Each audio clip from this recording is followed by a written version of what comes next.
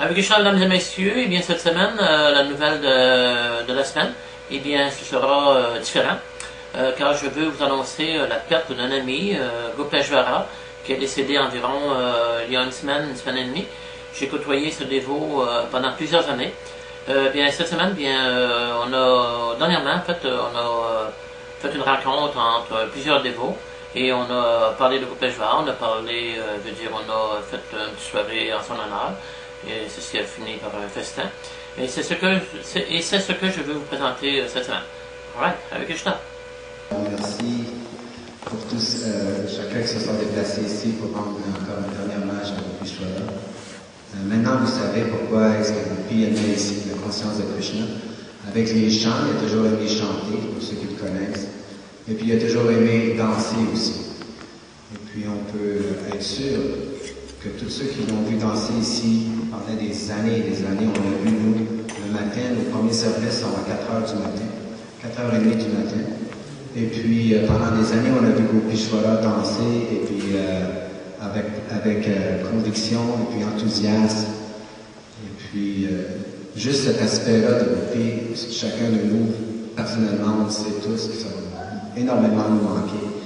Fait que, malheureusement, on n'aura plus à la voir physiquement danser ici, mais sûrement, comme Pablo mentionne, il ira sûrement danser à un autre endroit. Danser et chanter à un autre endroit pour Krishna, c'est juste une nouvelle étape dans sa vie spirituelle, vers le retour à Krishna, et qui sait même peut-être qu'il se situe déjà dans le monde spirituel. J'ai ici écrit quelques notes. Ce sont un peu le déroulement de sa vie que j'ai pu me souvenir. La première fois que j'ai rencontré Gopi, moi, c'était en 79. Et puis, il m'avait conté une histoire assez invraisemblable, qu'il avait été malade, il avait une maladie spécifique,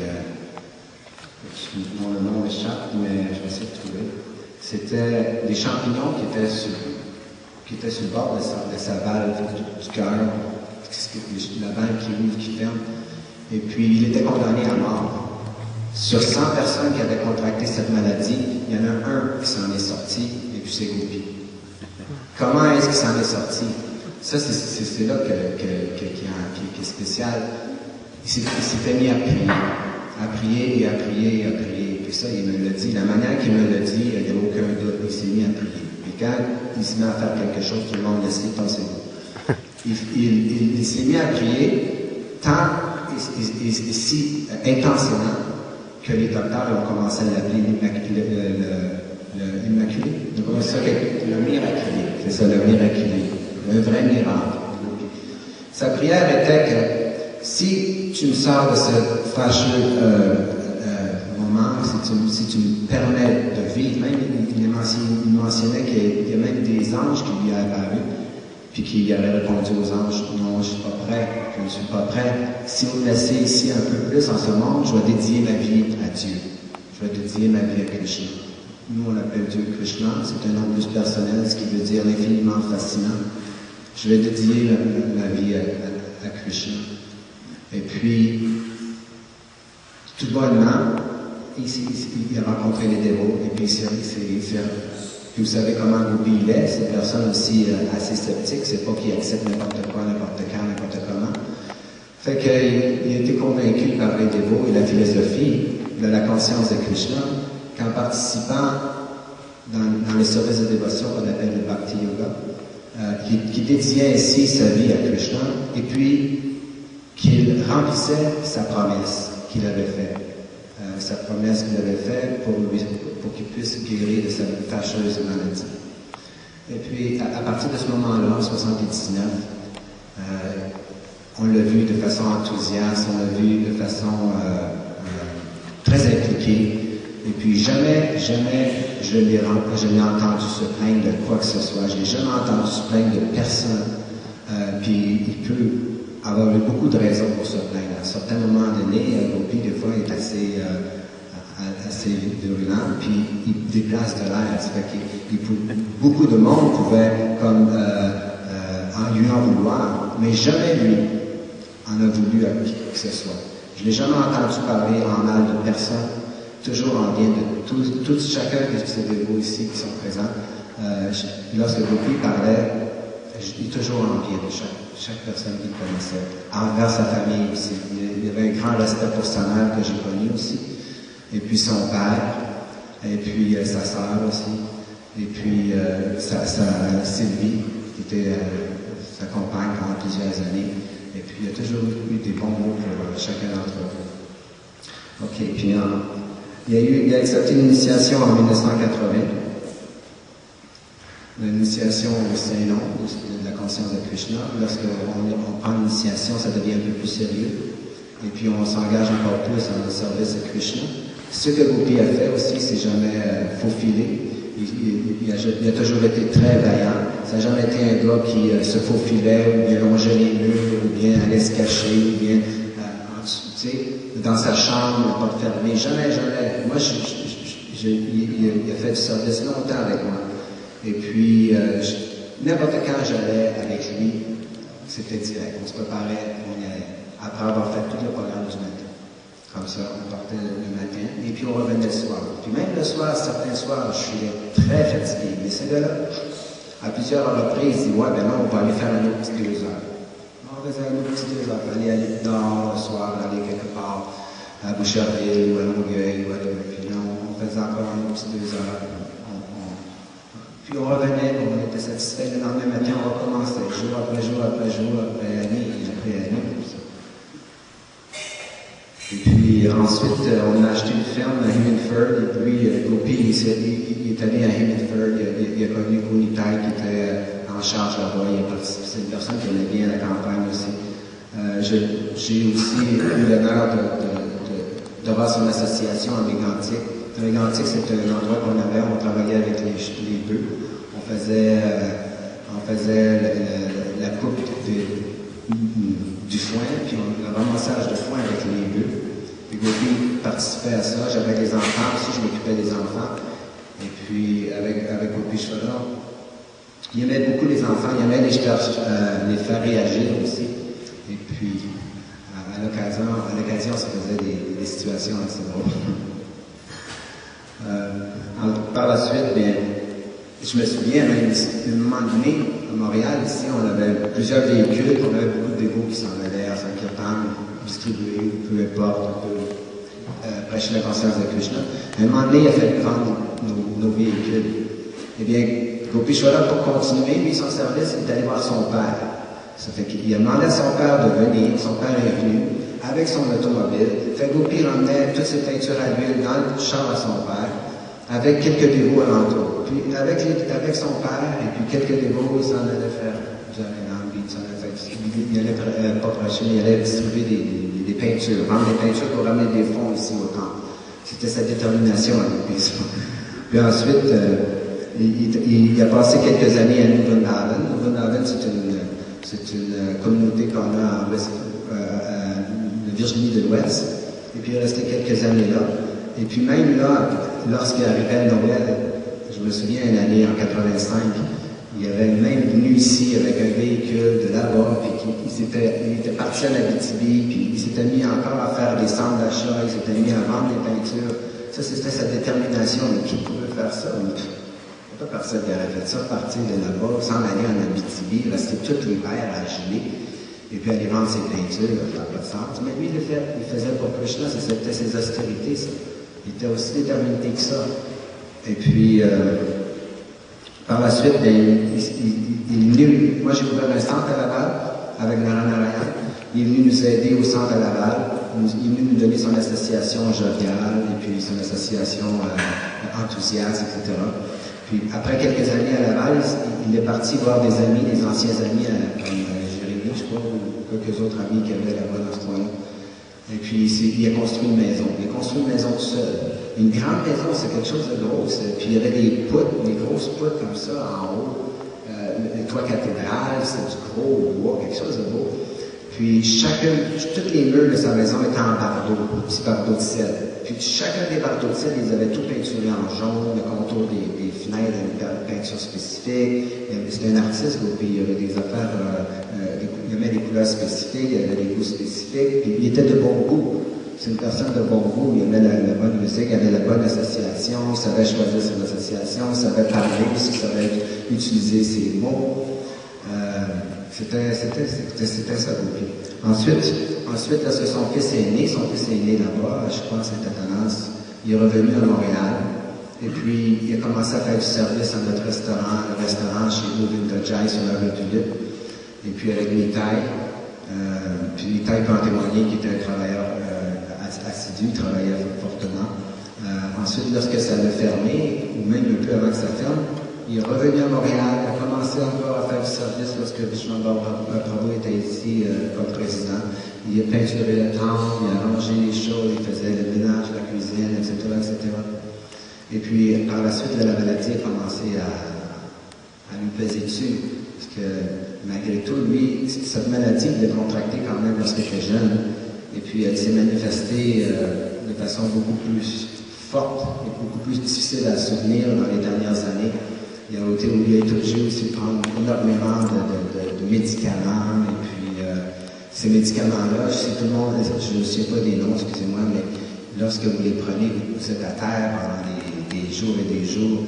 Et puis, mais lui, il a continué pendant des années. Tantôt, les médecins disaient que ça allait mieux, tantôt, ils disaient que ça allait moins bien. Il reprenait ses traitements, etc. Jusque dernièrement, en janvier dernièrement, ben là, il est rentré d'urgence à l'hôpital.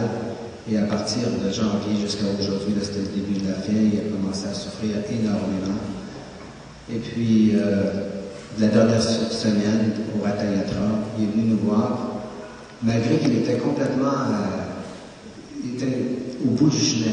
Il était complètement, le chemin pour lui était fini, mais il a convaincu les gardes malades et puis les docteurs qui devraient sortir de l'hôpital et venir nous voir. Il est venu nous voir au Ratha Yatra, et puis comme pour nous dire un dernier salut à tout le monde, puis un dernier merci à tout le monde. Et puis il est retourné à l'hôpital. Ensuite, il a témoigné à Sylvie que c'était la fin pour lui. Et puis que le lendemain, il quittait son corps. C'était beaucoup. J'ai quelques anecdotes que je voudrais aussi compter lorsque je suis sorti avec lui. Nous, quand on est dévot ou on ne l'est pas. On est comme, pour beaucoup de monde, on est fanatique.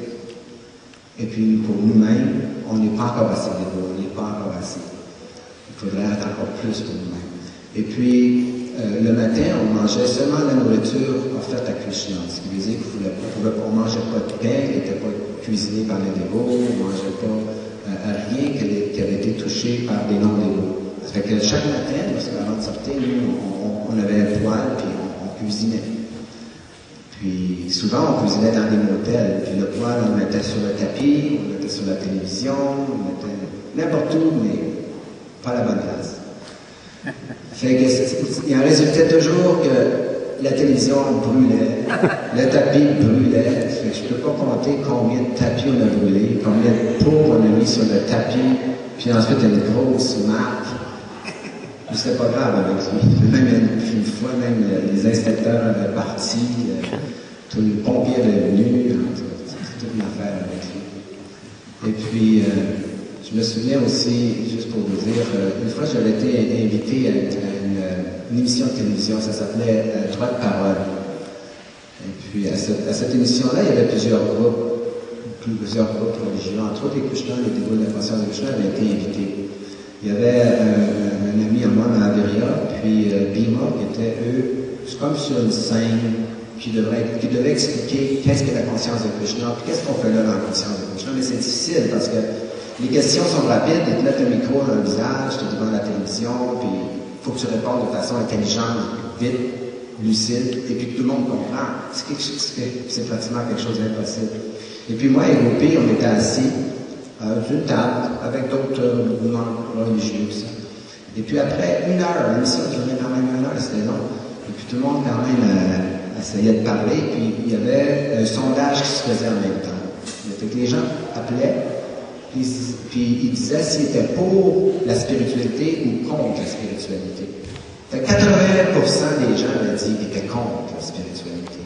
Fait que le gars, il s'en vient avec son micro, là, il vient pour me le mettre à moi, tu sais. Là, je dis, qu'est-ce que je dois dire encore? Moi, j'ai de la misère à parler de mon micro. Mais il me donne à Gopi Shwara. Puis Gopi Shwara, lui, il est vite. Fait que le gars, il dit, monsieur, est-ce que vous êtes surpris que la majorité des gens, à 80% des gens, ont répondu que la spiritualité n'a pas lieu d'être dans la société? Là, Gopi, il la regarde, il dit, non, pas du tout.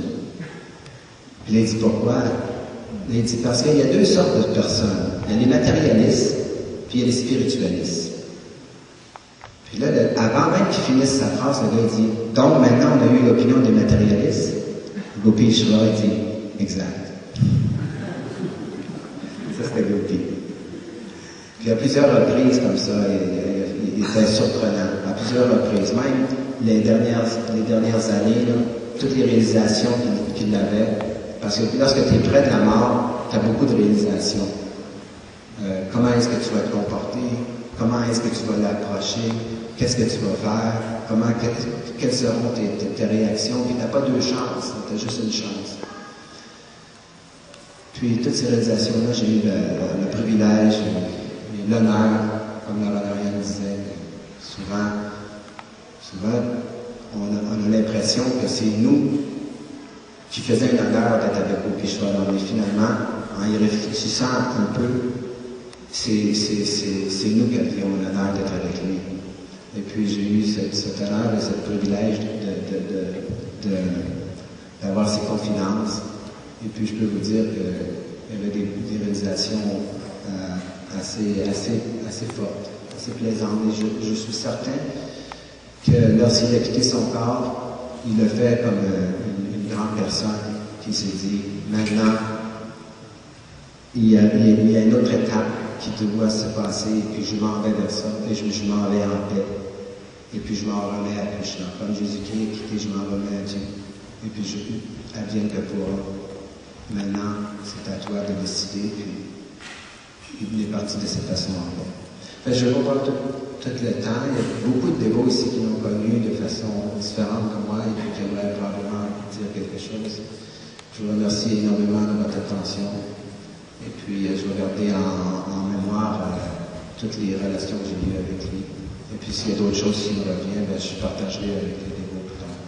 Allez, Krishna. Le devoir maintenant est quelque chose de très rare, parce que selon la Bhagavad Gita, Shri Krishna dit que Manusyanam sa Shreishu Yatate Api Siddhanam. Yatatam Api Siddhanam veut dire qu'il est très très rare qu'un être humain s'intéresse à l'au-delà, c'est-à-dire à ce qui existe au-delà de ce monde matériel qui nous est visible maintenant.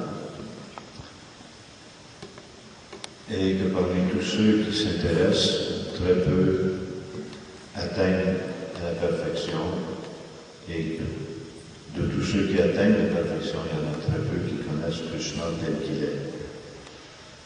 Donc la conscience de Krishna est quelque chose de très spécial parce que l'être vivant doit renaître dans ce monde, vie après vie, jusqu'à ce qu'il atteigne à cette connaissance qui lui permet d'échapper au cycle des naissances et des morts, ce qui est appelé samsara. Pourquoi échapper au cycle des naissances et des morts? C'est parce que chacun naît, vieillit, souffre et doit mourir. Et par nature, l'être vivant voudrait être heureux, et le bonheur, malheureusement, ne se trouve pas en ce monde. Donc, il est dit qu'une personne intelligente, après de nombreuses naissances, en arrive à la conclusion qu'il doit y avoir quelque chose d'autre que simplement l'existence matérielle.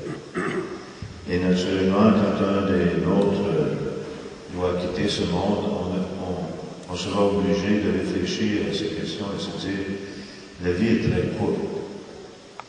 La vie peut nous quitter à n'importe quel moment. Et est-ce que j'ai vraiment utilisé cette vie pour atteindre son plein potentiel, ou est-ce que j'ai gaspillé ma vie simplement à élaborer des ambitions temporaires ou illusoires, c'est-à-dire des ambitions qui apparaissent attrayantes au début, mais qui rapidement s'effritent et éventuellement disparaissent. Donc, dans la Bhagavad Gita, il est dit que celui qui entreprend, je vais vous traduire un verset ici de Bhagavad Gita, c'est dans le 2e chapitre, que dans cet effort pour atteindre la conscience de Krishna, il n'y a pas de perte, il n'y a pas de diminution. Et un peu d'avancement sur ce sentier de la dévotion peut nous protéger de la plus dangereuse sorte de peur. Et Gopishvara, ou Gaitan, comme ceux parmi vous qui le connaissent par ce nom, avait compris ça et entrepris sa démarche spirituelle avec beaucoup d'enthousiasme. Et donc, pour lui, il n'y a pas de perte, il n'y a pas de diminution, dans le sens que nos ambitions matérielles ont un début, un développement et une fin. Ça, c'est certain. On ne peut pas retenir l'éducation qu'on acquiert en ce monde, on ne peut pas retenir la famille à laquelle on s'attache, on ne peut pas retenir le patriotisme qu'on peut avoir pour sa nation, ou on ne peut même pas retenir sa religion. La seule chose que l'on peut retenir, c'est la relation que nous avons avec le Créateur éternel. Ce Créateur éternel est appelé par différents noms. Hein? Nous l'appelons Krishna parce que Krishna veut dire le bonheur suprême. D'autres l'appellent Dieu, d'autres l'appellent Jéhovah, d'autres l'appellent Allah. Mais c'est le même Dieu. Quand on a dans la main une pièce en or, on ne dit pas ça c'est l'or canadien, ou ça c'est l'or hindou, ou ça c'est l'or juif, ou c'est l'or chrétien, ou c'est l'or. De l'or, c'est l'or. Alors la connaissance de l'âme spirituelle, nous sommes tous des âmes spirituelles, et cette connaissance est pareille pour tout le monde. Donc la conscience de Krishna, contrairement à ce que souvent pensent les gens, n'est pas une secte. C'est une science qui permet à chacun de comprendre qui est Dieu et quelle est la relation qui nous unit à Dieu. Et cette relation, elle est éternelle. La situation éternelle est perdue temporairement seulement, comme parfois dans le firmament, le ciel existe. Parfois, il y a un nuage qui vient couvrir le soleil. Et on pense, le soleil a disparu. Non, le soleil brille toujours. De la même façon, la relation qui nous unit à Dieu est éternelle. Simplement, pour l'instant, nous sommes sous le nuage de l'ignorance. C'est-à-dire que nous avons oublié notre relation éternelle avec Dieu. Et heureux sont ceux qui peuvent s'en souvenir. Bon, c'est un fait qu'une fois qu'une personne se souvient de cette relation et entreprend la démarche pour le retour à Dieu, bon, cette démarche est parfois chaotique parce que les attachements que nous avons en ce monde restent fermement attachés à nous et nous sommes attachés à eux. Et souvent, nous pouvons subir certaines difficultés dans le progrès spirituel parce que les objectifs matériels demeurent. Mais, plus tard dans la Bhagavad Gita, Krishna explique Prapya Punya Vratan Lokan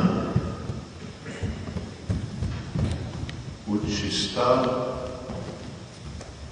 Vamitya Samaha, que celui qui entreprend la conscience de Krishna ou des activités pieuses dans ce sens, lorsqu'il quitte ce monde matériel, va retourner sur des planètes des gens pieux. Sur ces planètes, une personne peut exister pendant de nombreuses vies, selon nos calculs du temps, pendant de nombreuses vies, des milliers d'années, et jouir des activités pieuses qu'il a accomplies en ce monde. Et ensuite,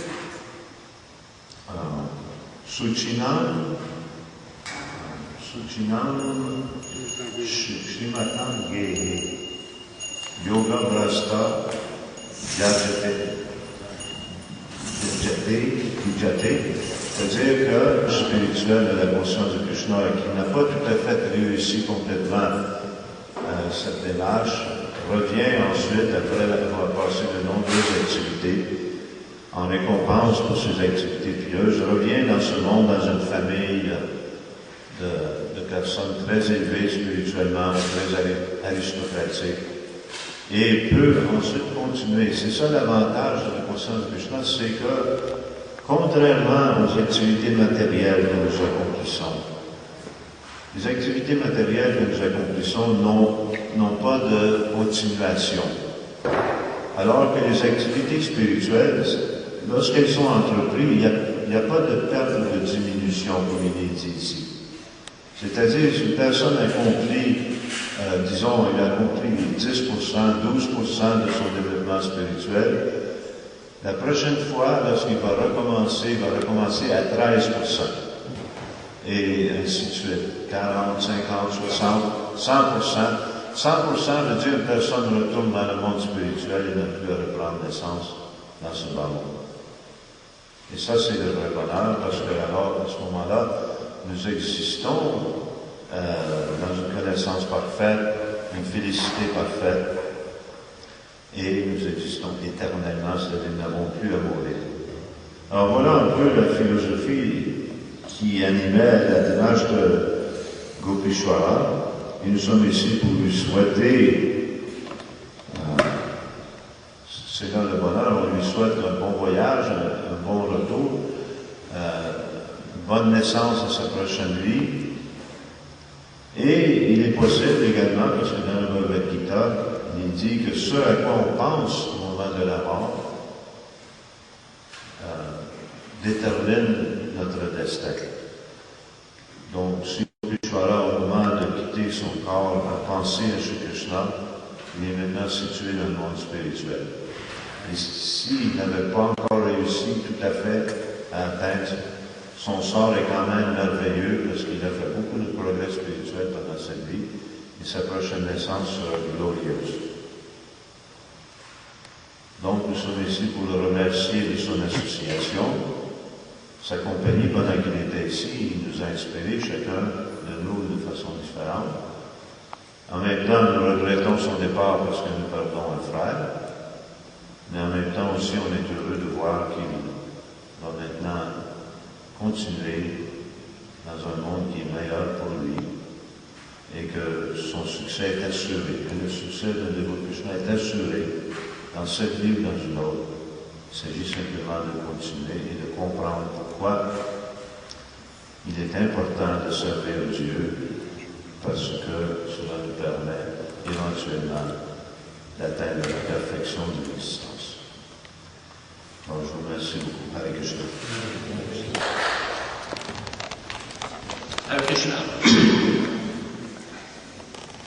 En fait, j'ai côtoyé Gopishwara pendant plusieurs années.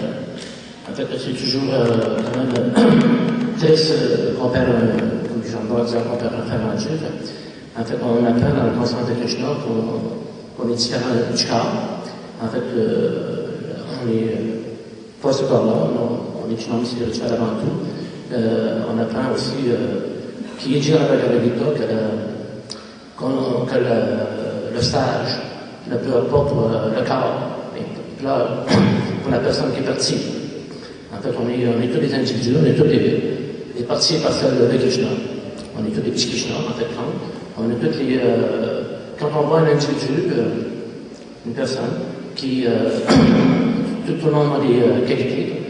Quand on voit qu'une qualité chez un dévot, une personne, peu importe, chez n'importe qui, tout de suite là, bien, on remarque que cette qualité-là aussi, elle existe chez Krishna, chez Dieu. Automatiquement, parce que cette personne-là nous révèle une qualité de Krishna, tout de suite on a tendance à aimer cette personne-là. Comme on aime, parce qu'on aime Krishna, quand on a l'amour pour Krishna, automatiquement on aime ces parties partielles qui sont en fait ses enfants. Krishna est notre père. Encore encore une fois, bien, Gopi, je suis toujours triste de perdre une bonne personne comme Gopi. Puis Gopi, je me souviens de certaines choses. Je me souviens entre autres, en fait, la personne qui était le plus proche de Gopi dans les années que j'ai côtoyé Gopi, c'est Anubhava. Anubhava, lui, Anubhava, il agissait comme un grand frère pour Gopi, c'est son grand frère. Je me souviens, il y avait une amitié vraiment particulière, c'était vraiment agréable de les voir agir. Anubhava, souvent, le discutait. Puis Gopi, il ne respectait pas, il faisait juste il gouvernait un petit peu. J'ai jamais vu Gopi déjà se fâcher. Surtout avec Anubhava. Jamais j'ai remarqué Gopi se fâcher, je pense. Mais il gouvernait, c'est drôle de voir faire, tu sais. C'est le même. C'est surtout cette amitié-là que j'ai remarqué avec Gopi, c'est une amitié vraiment particulière. C'était juste drôle de voir agir. Je suis certain qu'Anubhava, il y a beaucoup de peine de voir partir un bon ami comme ça. Ça touche toujours beaucoup de voir une personne partir, de nous quitter en fait. C'est que, c'est ça, c'est que, c'est sûr, Gopi, il y a allé les autres chez Govinda, au restaurant. Et puis à ce moment-là, je faisais des interviews avec les dévots. Et puis j'ai fait une interview avec Gopishvara. J'ai une vidéo chez moi. Si quelqu'un en veut de cette vidéo-là, juste me dire. C'est environ une demi-heure, 3/4 heures d'interview avec Gopi. Puis il dit des choses vraiment intéressantes de cette vidéo-là. Ça fait que ça dépend de l'écouter en ligne. Faites-moi savoir, puis je vais m'arranger pour vous donner un DVD, quelque chose. Hare Krishna.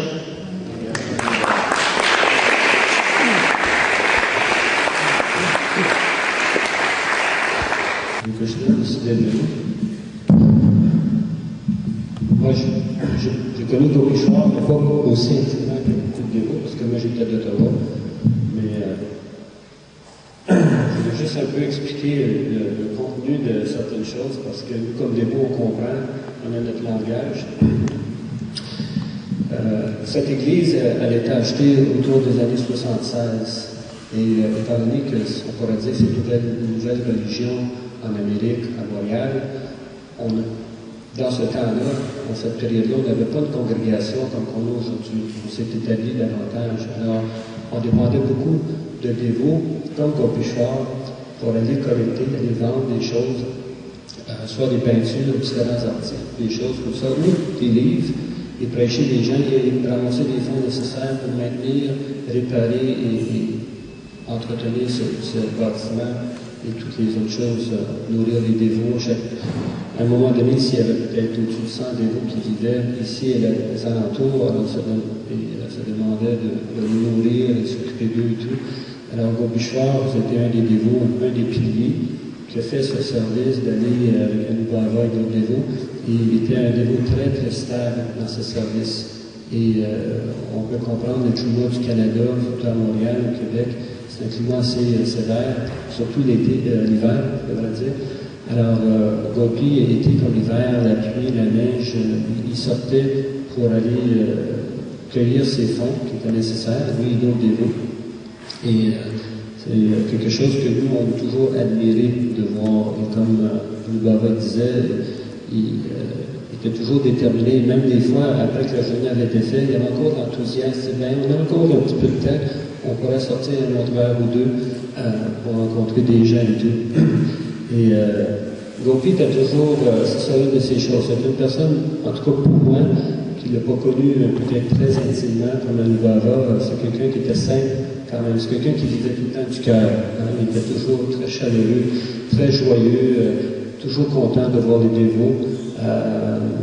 Même dernièrement, quand Anubhava nous était visité à l'hôpital, il ne se lamentait pas, il était toujours avec le sourire. Même si on pouvait comprendre qu'il souffrait, sa maladie était difficile à soutenir, il n'en faisait pas trop un gros cas de ça, au point que même on oubliait pratiquement qu'il était malade. Il rentrait, il sortait, il venait des fois ici nous visiter, et la plupart des dévots, on n'a peut-être même pas rendu compte à quel point qu'il était malade et combien longtemps qu'il qu'il y avait avec nous.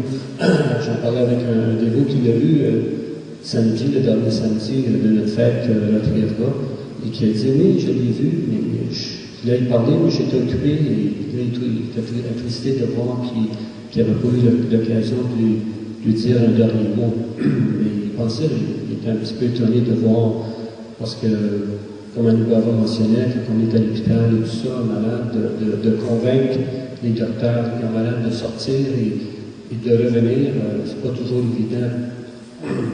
Gopi aussi, il a participé, je pense, dans le film des Adeptes, non? Il y a eu un film qui a été fait par le film national. Le ONF, national. Et évidemment, c'est dans les débuts des années 80, et c'est assez drôle de voir Gopishwar, Gaétan, parler et filmer sur ça. C'est une affaire d'un âge, je crois, et ça montre un petit peu le début de notre mouvement. Gopishwar qui a tête rasée, mais il portait une perruque, et des choses comme ça. Et peut-être certains de vous qui n'ont pas peut-être connu autant que nous, comme dévots, vous avez peut-être connu un autre aspect de lui que nous, mais c'est une autre chose que peut-être vous pourriez vous procurer, ou même peut-être les dévots ici, peut-être quelqu'un qui a une copie de ça vous fera aussi un souvenir de Gaétan, de Gopishwar. Alors, je vous remercie beaucoup.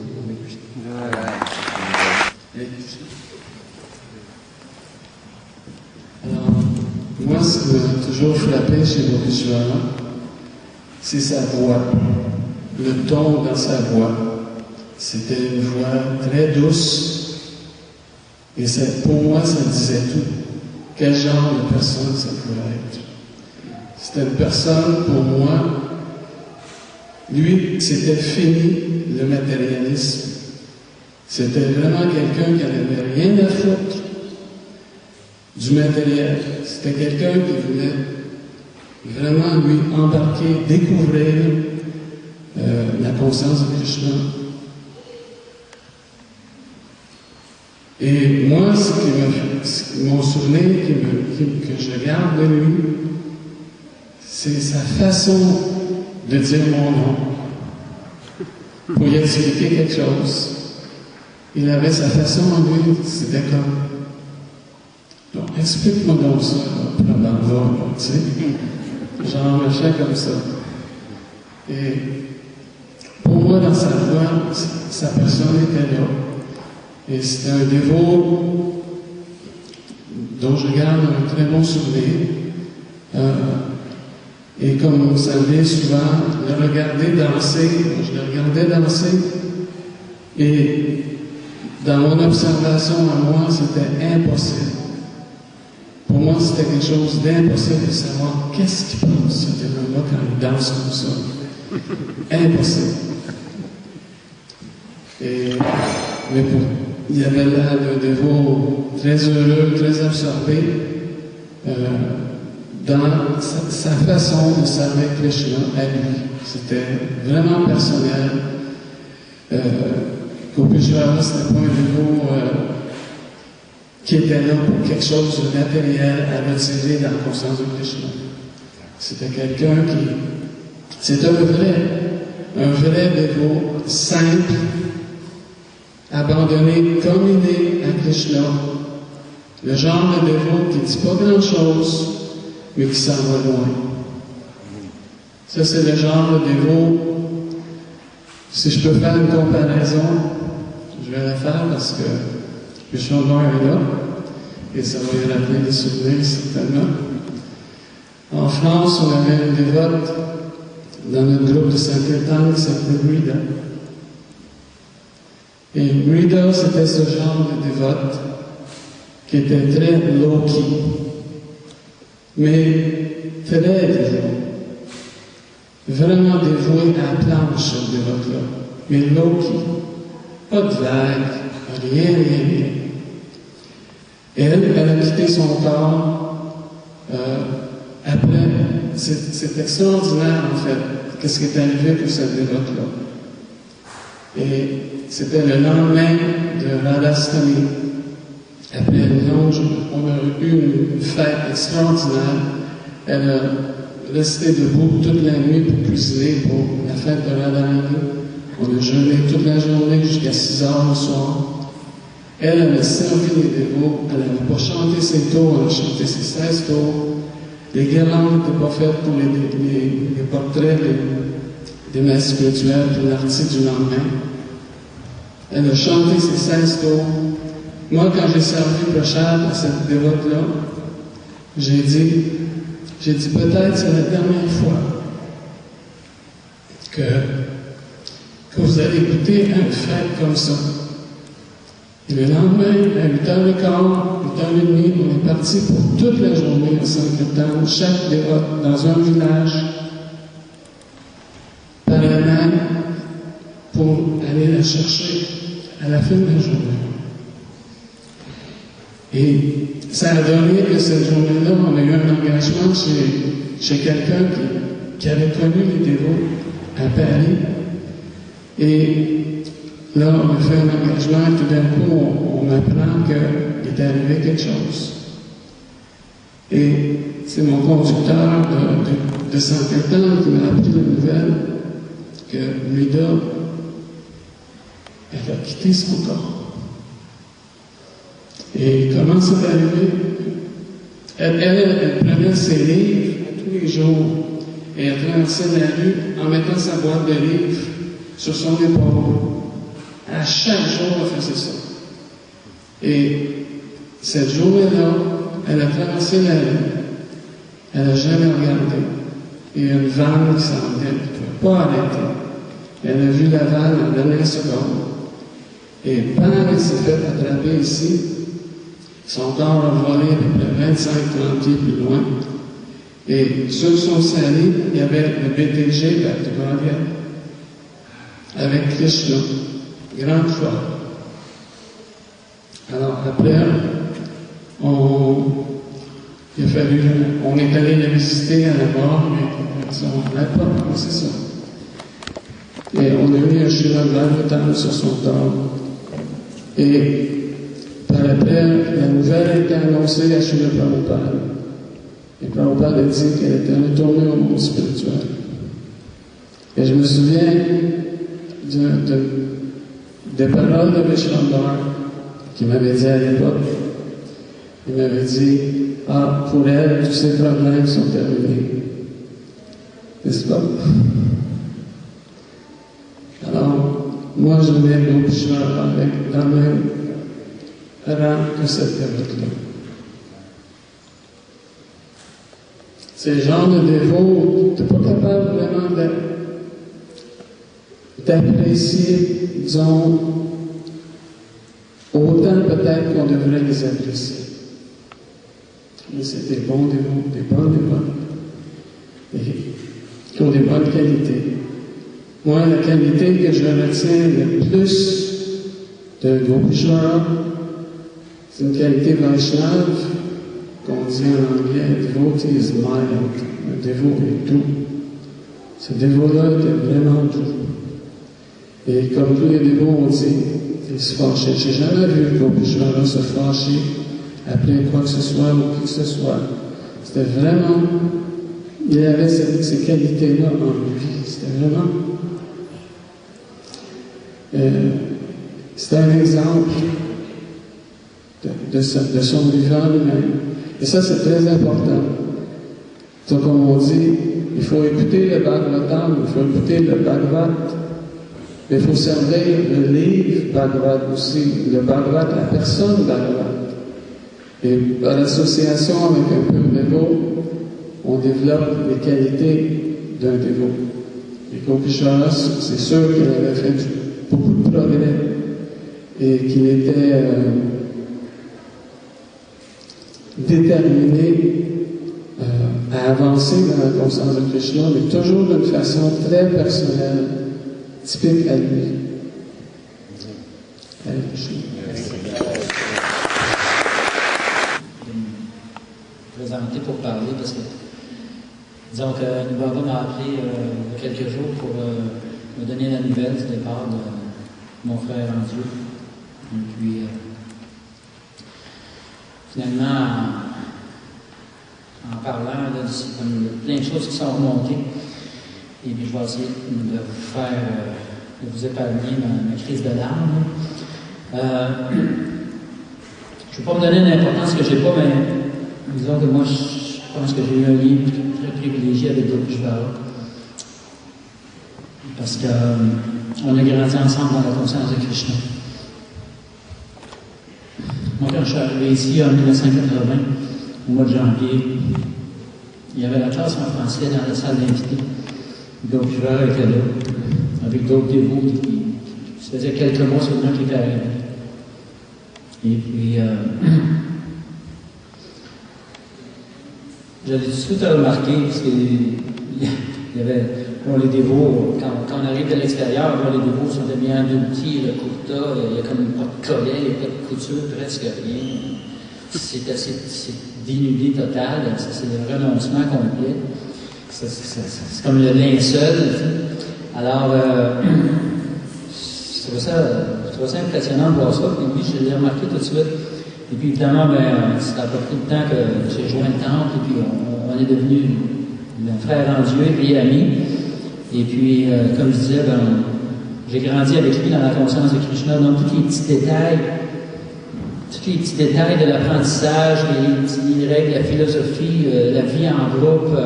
On vivait à un moment donné sur la rue Ontario, près de la rue Saint-Denis, il y avait un ashram, on était comme 10-15 dévots, des jeunes brahmacharis.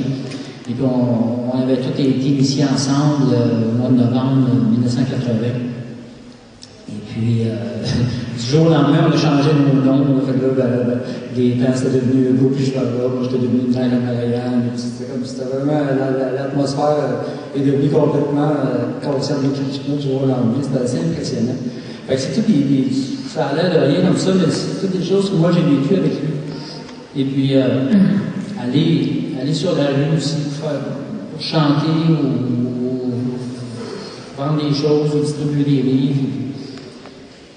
Il me revenait l'image à un moment donné, moi je m'occupais un peu des baptêmes à un moment donné ici, et puis des nouveaux dévots, ça.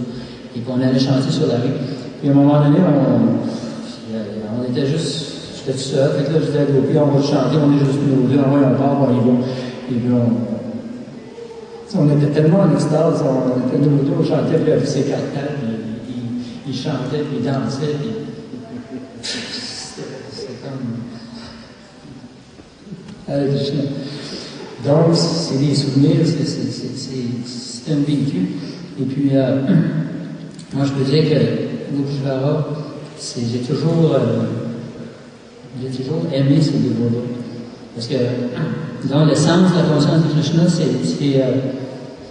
c'est l'association des dévots, c'est d'être en compagnie des dévots. Et puis, d'écouter, de chanter les gloires de Krishna dans la compagnie des dévots. Évidemment, le chant du Mahamantra, c'est l'essence même de l'activité consciente de Krishna, mais aussi de parler des divertissements de Krishna, de la philosophie. Et puis, ça me surprenait tellement toujours. Moi, je pouvais arriver n'importe quand avec Gopishvara, puis exprimer, parce que je lisais beaucoup les livres. Et puis, on communiquait beaucoup comme ça. Puis, il me racontait ses réalisations, puis soit la philosophie ou les divertissements. J'étais vraiment impressionné parce qu'il m'arrivait toujours avec une histoire du livre de Krishna. Je me disais, mon Dieu, je me souviens plus de cette histoire-là. Puis lui, il te racontait ça dans les détails. Puis là, Krishna qui était arrivé. Et là, c'était tellement beau. Puis là, tu sais, avec sa façon de dire les choses, et puis tu peux pas faire autrement qu'être embarqué là-dedans, tout ça. Donc, puis plein de choses, juste comme le centre à Laval aussi, avec Alibaba. On était vraiment chanceux d'avoir eu sa compagnie, parce que faut être conscient de ça, et il ne faut pas attendre que quelqu'un quitte son corps pour être conscient de ça, c'est dès le début.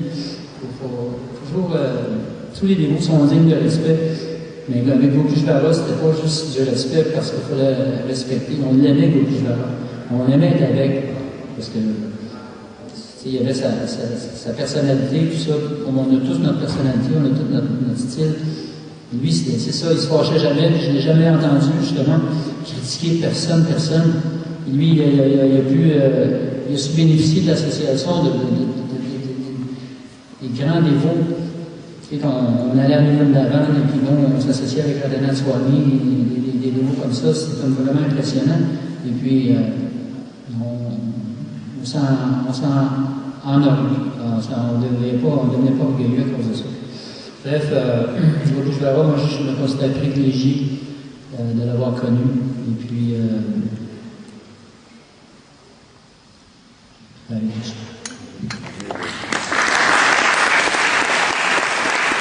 merci beaucoup. Il y a deux souvenirs qui m'est revenu en mémoire. Je m'étais dit que si ça me revenait, que j'étais pour en faire part. C'est que, à un moment donné, je m'occupais des enfants méganthiques. On était peut-être. Il y avait plusieurs enfants à cette époque-là. Les enfants Nandi, les enfants Prakrita, les miens, les enfants Chitamata. On avait une douzaine au moins, peut-être plus. Et puis Gopi, il venait à l'occasion, il venait me visiter, puis à un moment donné, on se baignait ensemble.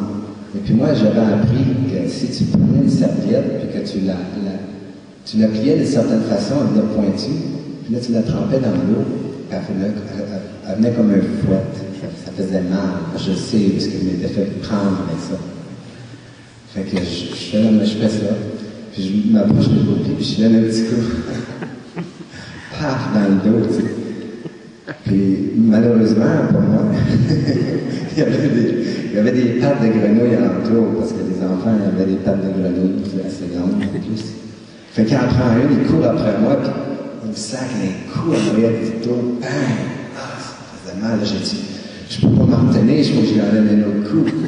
Puis là, je recours après, puis là, je suis en sac un autre coup, mais ça prenait fort.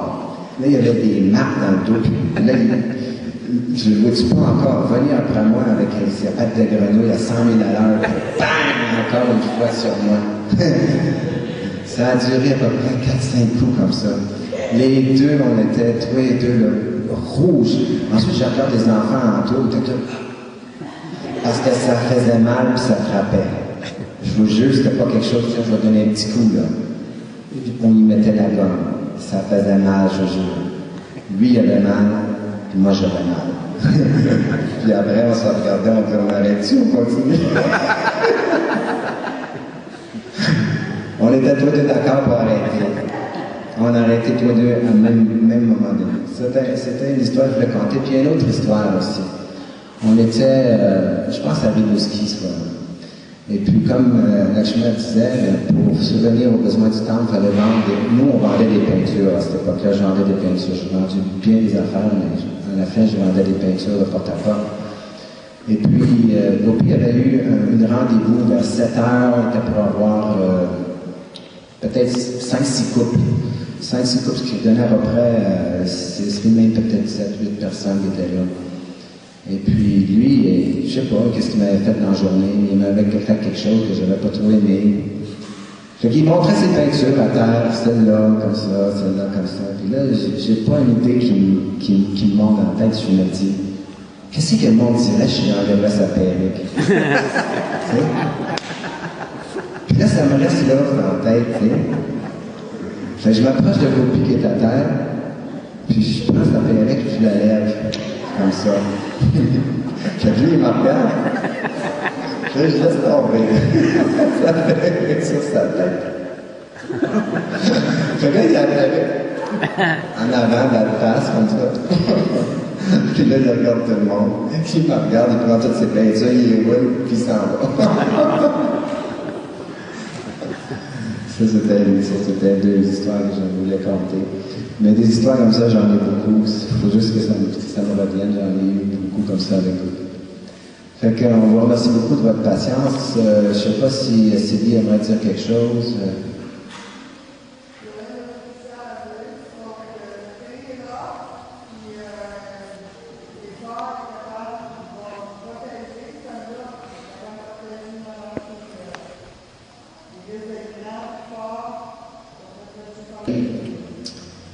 Quel âge as-tu, Zachary? Il a 10 ans. Fait que c'est un peu jeune pour perdre son père, mais comme il m'expliquait hier, qu'il comprenait que Gopi était d'un état qui était souffrant, et puis que son corps matériel était complètement inadéquat pour que son âme spirituelle y demeure. Fait qu'il a dû quitter, et puis on va le regretter, c'est sûr, et puis on va essayer de s'en souvenir. On souhaite de la force à Zacharie. On espère qu'il va être capable de passer à travers cette épreuve. Toujours en se rappelant que Gopi, finalement, il est ailleurs, il n'est pas mort, c'est juste le corps qui dépérit et l'âme continue. J'ai, pour finir, 5 minutes de témoignage de Gopishwara que j'ai mis bout à bout, tous des petits bouts de quelques secondes, 20 secondes, 30 secondes, 40 secondes, que j'ai mis bout à bout dans l'ordi qui est là. C'est pas un très gros écran, on n'a pas un projecteur, je m'en excuse. On va essayer de mettre le son assez fort. Après ça, bien, on vous invite à avoir la même chose pour vous. Avec le son. Il y a quelques années, bien, un ami de George Harrison, Philippe Oliac, est venu à notre centre faire un film sur les dévots, bien entendu. Et dans ce film, eh bien, on a pris tout ce qui avait rapport avec Gopeshwara. C'est ce que je vous présente maintenant. Avec le chant. Mon nom est Gaëtan Miron. Mon nom d'initié est Gopi Ishvara. Je suis dans la conscience de Krishna depuis les années 80 et comme métier, je suis restaurateur et vendeur d'objets d'art. J'ai été élevé dans une famille québécoise judéo-chrétienne. J'ai eu une sœur et ma jeunesse s'est assez passée dans un milieu religieux. Les frères et les sœurs m'enseignaient et j'allais à l'église 2 à 3 fois par semaine environ. C'est là que j'ai goûté, pour ainsi dire, à l'atmosphère spirituelle qu'il pouvait avoir dans les temples en chantant les gloires de Dieu. La première fois que j'ai entendu parler de la conscience de Krishna, c'était par l'entremise de disques de George Harrison, où il y avait le mantra qu'on entendait dedans, puis il y avait la syllabe Aum, sur lequel à l'époque j'avais fait un essai de chanter cette syllabe-là. Puis pour une raison ou pour un autre, j'en avais tiré un grand bénéfice.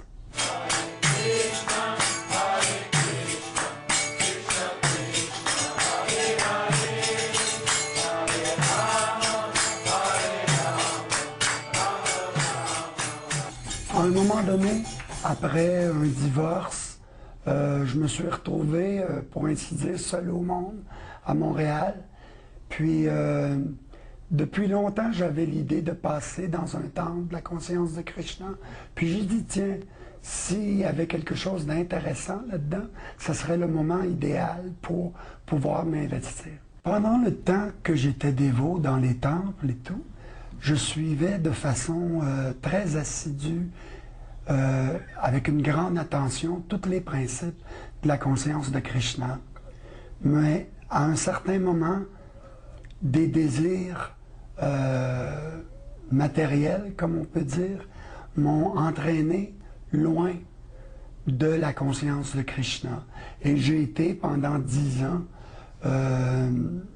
vivre une vie des plus normales, des plus ordinaires. Le fait d'être un dévot de Krishna apporte dans ma vie de tous les jours une recherche intérieure, à tous les jours d'essayer de voir l'œuvre de Dieu dans ma vie et aussi dans la vie des autres. Et à ce moment-là, rend l'existence un peu moins absurde, pour dire. La rencontre avec la conscience de Krishna a donné un sens à la recherche spirituelle qu'intérieurement j'avais commencé depuis mon tout jeune âge, où je me posais de grandes questions sur l'existence, sur comment faire pour communier avec celui qui avait créé toutes choses et tout. Puis dans la conscience de Krishna, j'ai justement trouvé des moyens très, très, très efficaces et une moralité très efficace aussi, où ces recherches-là pouvaient être entreprises, pour dire. Les Beatles étaient mes grandes idoles, mes maîtres à penser, comme plusieurs jeunes de ma génération. Mais le fait qu'eux s'intéressent à la conscience de Krishna faisait que, comme il est dit dans la Bhagavad Gita, tout grand homme, les gens ont tendance à suivre dans ses traces. Je viens d'avoir une petite demande spéciale pour chanter ce fameux mantra que George Harrison chantait pendant ses spectacles et qu'il prônait dans certaines de ses chansons sur disque. Ça chante comme ça. Hare Krishna, Krishna Krishna, Hare Hare, Hare Rama, Hare Rama, Rama Rama, Hare Hare.